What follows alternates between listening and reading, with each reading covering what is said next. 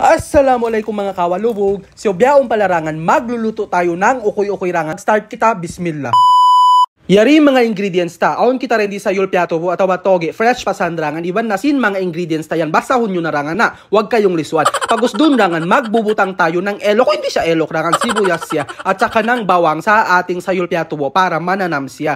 Nag-add na rin ako may sa rin doon rangan para mabisa-bisa ang ating ukoy-ukoy. Nagbutang na rin ako 2 cups tirigo rangan kasi mas masarap bang mataudin sa yuldeng hatirigo. Nag-add na rin ako pampalasa rangan. Depende na sa inyong kabayaan kung paano kayo magpasarap ng inyong lulutuin. Pag gusto nangan, mag-add lang ka, tiyo lang tubig. Ganta-gantaon mo lang ang pagbutang ng tubig para hindi makasawil ang iyong pag-uno. Yes, rangan, dapat nagsasayo kayo. Bang biyato na siya rangan, okay na yan to. Mag-start na kita magluto. Doon sa kaharangan, magbubutang ka lang ng lanalahing rangan. Dapat naglalangoy siya rangan kung magpiprito tayo. Kung mapaso na ang lanarangan, siyempre mag-uno pa ako magtakad rangan. Mag-start na ako magluto. Mag-uusal ka lang ng suro-suro doon rangan para same in lago, sin ukoy-ukoy. Kasi rangan, kung papalaguin mo yan, mauuno ka. Yes, rangan, bubungkulin ka na naman. Kaya dapat nagsasayo ka rangan.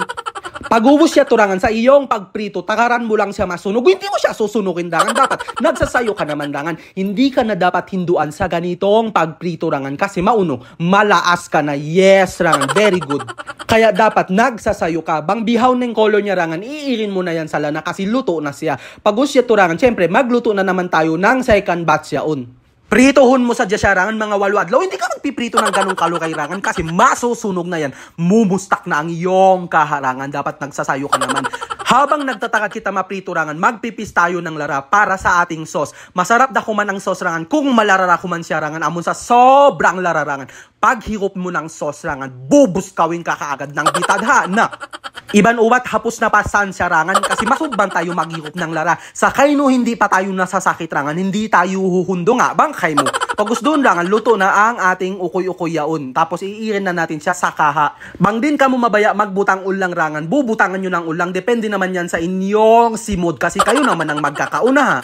Pag ubos na maprito katanin ukoy-ukoy rangan, mag-start na kita maghinang sauce. Doon sa kasirola yaon rangan, ibubutang lang natin ang ating pinipis na bawang iwan na sinlara yaon. Pag gusto nag-ada ko rin doon 1 cup suka, iwan na sin maysa. Ang maysa na ating binutang rangan, hindi siya buo kasi rangan. Kung buo siya rangan, tapos may buslot ang ating ipon, mimikit yan siya rangan. Tapos kakinaman mo pa sa mga siya madlaw na. Hindi man tayo nagkakalo rito. Pag gusto doon rangan, nagbutang na rin ako tubig, iwan na sin sukal kasi mabaya ako malimo-limo ang ating sauce.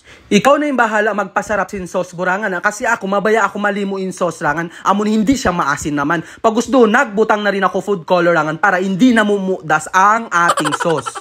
Habang nagbubukal siya rangan, nagbutang na rin ako doon cornstarch na tunaw hatubig para mapit-pit ang ating sauce. Amon sa sobrang pit yaon rangan, parang buhok na dinilatan ng 8 sapoy. Hindi tayo magaganon rangan. Pag siya to rangan, syempre pakinaman nyo man para ma-adjust nyo bang own na nam iwan sin way. Yan na rangan, luto na in ukoy-ukoy na to iwan sin sauce malara. Masarap sa inilangan pang snack na to. Pag ibubutang natin ang sauce na bihansa ni masarap sauce rangan, maaslum dakuman siya rangan, biaslum buli po kay nagtatangis siya. No, hindi ka maggaganon pagos rangan, malarara kuman siya among paghiwop mo rangan, mahapdos magtulungon-lungon taha. Amon sa sobrang lararangan, mananambuhan ang ating simod tapos hapusan pa tayo ng napas. O hindi tayo hahapusan ng napas.